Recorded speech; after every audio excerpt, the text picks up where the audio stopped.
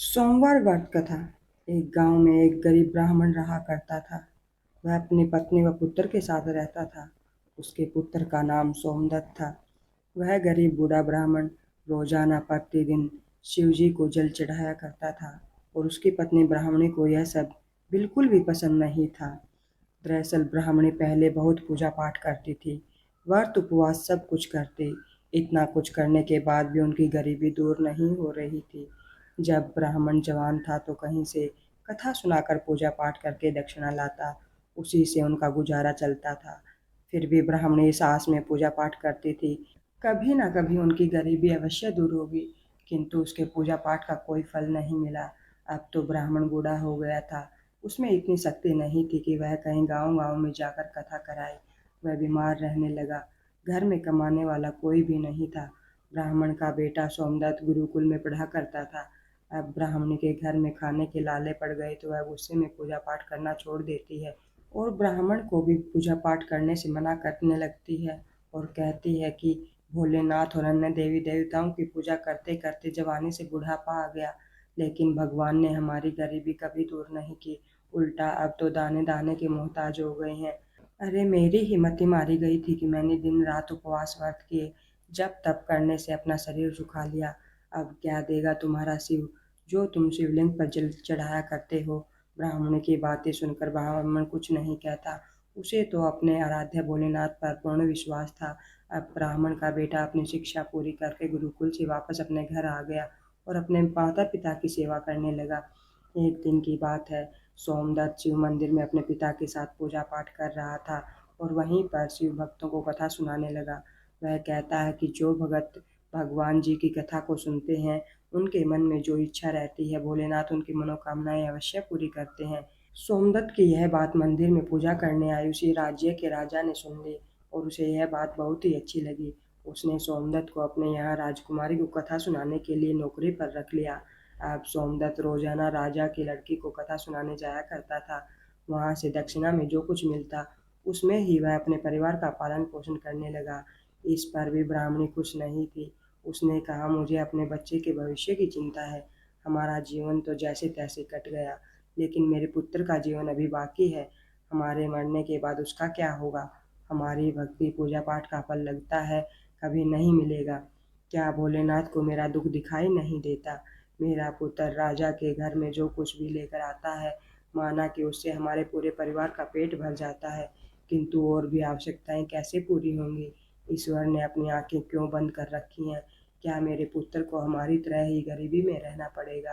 ब्राह्मण और ब्राह्मणी की यह करुण पुकार जब माता पार्वती ने सुनी तो उन्होंने शिव भगवान से कहा, हे देव, हे महेश्वर, आप सर्वज्ञ हैं, आप क्यों इन दोनों की परीक्षा ले रहे हैं। हे प्रभु, ब्राह्मण आपका परम भगत है, अब आप उसके दुख का नाश करें।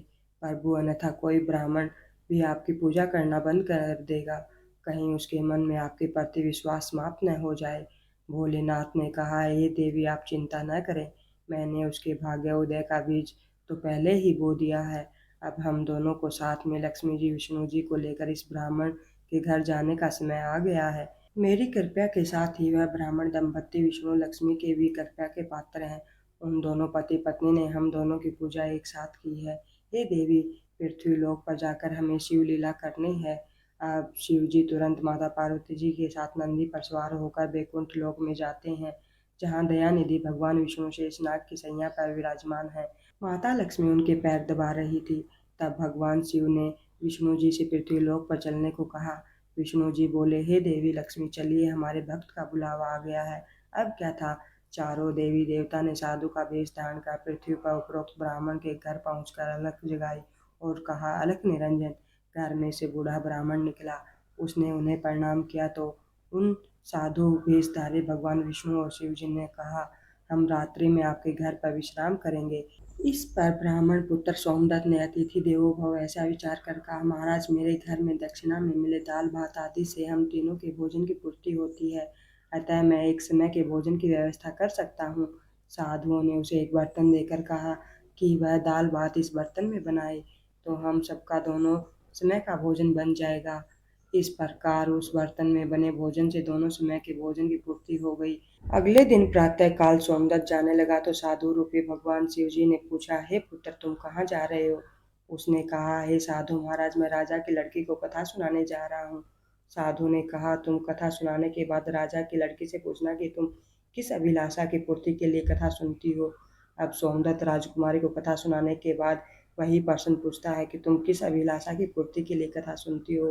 राजा की लड़की ने कहा, मैं इस अभिलाषा से कथा सुनती हूँ कि मुझे ऐसा वर मिले जिसकी चर्चा सभी की जुबान पर हो, उसके माथे पर चांद और सूरज की रोशनी हो तथा वह भाग्य का ऐसा धनी हो कि उसके कदमों में लक्ष्मी थिरकती हो तथा ऐसी बारात हो जैसे किसी ने अब तक नहीं देखी हो।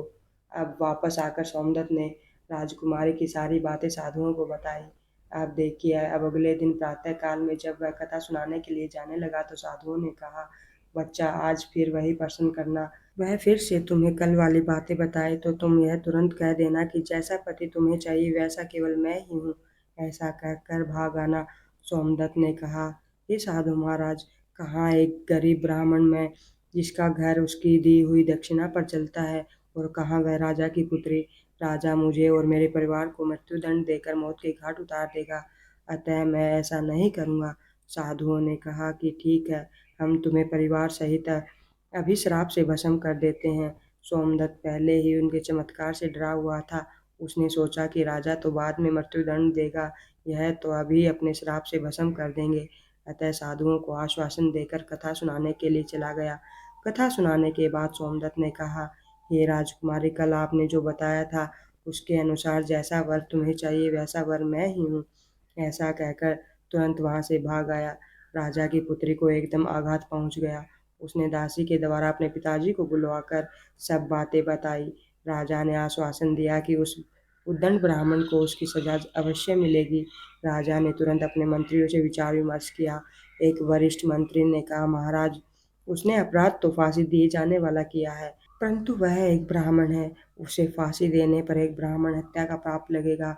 कुछ ऐसा किया जाए कि वह दंडित भी हो जाए और ब्रह्म हत्या का पाप भी न लगे। काफी विचार विमर्श करने के बाद तय हुआ कि शादी का निमंत्रण पत्र कुछ शर्तों के साथ भिजवाया जाए। राजा ने शर्तों वाला निमंत्रण पत्र लिखवाकर अपने नौकर के हाथ सोमदत्त के पिता के पास भिजवा दिया। उधर सोमदत्त ने घर पहुंचकर साधुओं को बात बताई। आपके कहे अनुसार कहने पर राजकन्या बहुत क्रोधित हो गई। अब शीघ्र ही फांसी का संदेश पहुंचने वाला है। कुछ समय बाद नौकर निमंत्रण पत्र लेकर वहां पहुंच गया। साधुओं ने हलकारी को सम्मान सहित बिठाकर सोमदत्त को निमंत्रण पत्र पढ़कर सुनाने को कहा। पत्र इस प्रकार था, हे ब्राह्मण पुत्र, हमें तुम्हारी शादी का प्रस्ताव मंजूर है, परंतु साथ साथ हमारी कुछ शर्तें भी हैं। हमारे द्वारा सभी शर्तें पूरी करने पर हम अपने कन्या का विवाह तुम्हारे साथ कर देंगे। शर्तें पूरी न होने पर तुम्हें परिवार सहित फांसी दे दी जाएगी। शर्तें इस प्रकार हैं। पहली शर्त, बारातियों के ठहरने वाले सभी बारात घर तथा बनाए गए सभी तंबू बारातियों से भरे होने चाहिए। कोई भी तंबू खाली नहीं रहना चाहिए। दूसरी शर्त, बारातियों के आतिथ्य सत्कार में बनाई गई सभी खाद्य सामग्रियां उपयोग होनी चाहिए, कुछ भी बचना नहीं चाहिए। तीसरी शर्त, ऐसी अद्भुत बारात आनी चाहिए जिसकी प्रशंसा हर व्यक्ति की जुबान पर हो। बारात आने पर यदि कोई भी शर्त अधूरी होगी तो बारात में आने वाले सभी बारातियों को फांसी दे दी जाएगी। पत्थर पढ़कर सोमदत्त डर से कांपने लगा। साधुओं ने कहा, तुम डरो नहीं। नौकर को भोजन खिलाकर पत्थर का उत्तर देकर विदा करो और पत्थर में लिखो कि आप विवाह की तैयारी करें, हम फलाने दिन बारात लेकर आ रहे हैं। नौकर को भोजन में दाल भात परोसा गया। नौकर की थाली में चमत्कार से 36 प्रकार के भोजन बन गए। विदाई में साधुओं ने, जो कि भोलेनाथ और विष्णु जी थे, उसे मुट्ठी भर राख व पत्थर देकर विदा किया। बाहर आकर नौकर ने देखा कि वह राख नहीं बल्कि हीरे मोती हैं। वह बहुत खुश हुआ। राजा ने सकारात्मक उत्तर प्राप्त होने पर विचार किया कि वह गरीब ब्राह्मण किसके भरोसे ऐसा कर रहा है, क्या कोई दुश्मन राजा उसका साथ दे रहा है। यही सोचकर राजा ने शहर के तमाम बारात घर सजवा दिए और अनेकानेक तंबू लगवा दिए। राजा का विश्वास था कि अधिक आदमी न आने के कारण वह शर्त हार जाएगा। सोमदत्त अपनी बारात में चलने के लिए जिसे भी कहता वही उसे यह कहकर मना कर देता कि नहीं, तुम्हारा तो अंतिम समय आ गया है, हम बारात में तुम्हारे साथ मरने के लिए क्यों जाए। ऐसी बात सुनकर वह बहुत ही परेशान था। शादी वाले दिन सोमदत्त को परेशान देखकर साधुओं ने कहा, पुत्र, आज तुम्हारा विवाह है और तुम परेशान हो रहे हो, तैयार होकर हमारे साथ चलो। तुम किसी बात की चिंता मत करो, हम तुम्हारे साथ हैं। सोमदत्त ने भाग्य में जो लिखा है वही होगा, यही सोचकर तैयार होकर साधुओं के साथ चल दिया। भगवान शिव जी ने इस बारात में चलने के लिए सभी देवताओं को मनुष्य रूप में आमंत्रित कर दिया। तथा भूत प्रेत व अनेक गणों को भी शादी में बुलाया गया, जिसके कारण सभी बारात घर व तंबू भर गए। इसके बाद भी कुछ बाराती बिना तंबू के रह गए। राजा के पास सूचना भिजवाई गई कि बारातियों के ठहरने की व्यवस्था की जाए। सूचना मिलने पर राजा ने विचार किया कि कहाँ से इतनी बारात आ गई, चलकर देखना चाहिए। राजा तुरंत वहां पहुंचा। राजा को आया देखकर शिवजी ने शुक्रवार शनि जी को बच्चे के रूप में बनाकर भूख के कारण रुला दिया। राजा ने दो बच्चों को रोते हुए देखकर पूछा कि यह बच्चे क्यों रो रहे हैं। साधु बने शिवजी ने कहा, इन्हें भूख लगी है राजन। राजा ने उन बच्चों को खाना खिलाने के लिए भेज दिया। कुछ समय बाद राजा के कर्मचारी ने आकर बताया कि महाराज, वे दोनों बच्चे तो सारा का सारा सामान खा गए और फिर भी भूख भूख चिल्ला रहे हैं। ऐसा सुनकर राजा बहुत परेशान हुए। उसने अपना घमंड त्याग कर साधुओं के सामने नतमस्तक होकर कहा, हे महाराज, अब मेरी लाज आपके हाथ में है। साधुओं ने कहा, कोई बात नहीं, सब कुछ ठीक हो जाएगा। तुम घर जाकर बारात के अगवानी की तैयारी करो। राजा ने शहर को बहुत ही सुंदर ढंग से सजाया। जगह जगह झालरों से पूरा शहर एक दुल्हन की तरह सजाया गया। सोमदत्त भी विवाह की पोशाक में एक राजकुमार की तरह बहुत सुंदर दिखाई दे रहा था। शाम के समय उसे एक सुंदर रथ में बिठाया गया। रथ के आगे अनेक प्रकार के बैंड बाजे नगाड़े वाले झूम रहे थे, नाच रहे थे। दूल्हे के मस्तक पर चेहरे को चांद और सूरज से सजाया गया। बाराती हाथ में उधराई लेकर एक दूसरे पर न्यौछावर करके इधर उधर उड़ा रहे थे। बारात के इस बेहंगम दृश्य को देखकर लोग आपस में कहने लगे कि इस ब्राह्मण के भाग्य को तो देखो, इसके मस्तक के चेहरे पर चांद सूरज और चारों तरफ से इस प्रकार धन लक्ष्मी उड़ाया जा रहा है मानो किसी बड़े राजा की बारात निकल रही है। ऐसी बारात हमने अपने जीवन में कभी नहीं देखी और न आगे देखने की उम्मीद है। यह भाग्य का बड़ा धनी है। प्रजा की इस प्रकार की बातों को सुनकर सतवाइन रूपी माता पार्वती उन्होंने कहा, प्रभु, आप जिस पर कृपा करते हैं उसके लिए अन्न धन के भंडार खोल देते हैं। भगवान भोलेनाथ ने कहा, हे पार्वती, जो भगतगण मेरी पूरी श्रद्धा भक्ति से पूजा करते हैं, मैं उन्हें उनके पूजा का फल अवश्य देता हूँ। उन्हें दुख तभी तक झेलना पड़ता है जब तक कि उनके पाप कर्म खत्म नहीं हो जाते। पुण्य कर्म जैसे ही उदय होते हैं, उनके भाग्य के दरवाजे खुल जाते हैं और जो भगत भगवान की कथाओं को सुनता है उन्हें भी राजकुमारी की तरह फल प्राप्त होता है। राजकुमारी ने प्रतिदिन भगवान की कथाएं सुनी। उसने मन में जो भी कामना की उसे वह मिला। यह तो भोलेनाथ, माता पार्वती, भगवान विष्णु जी, लक्ष्मी जी की महिमा थी, जिसके कारण ब्राह्मण धनी हो गया। उसका भी यह घर महल की तरह सुंदर हो गया।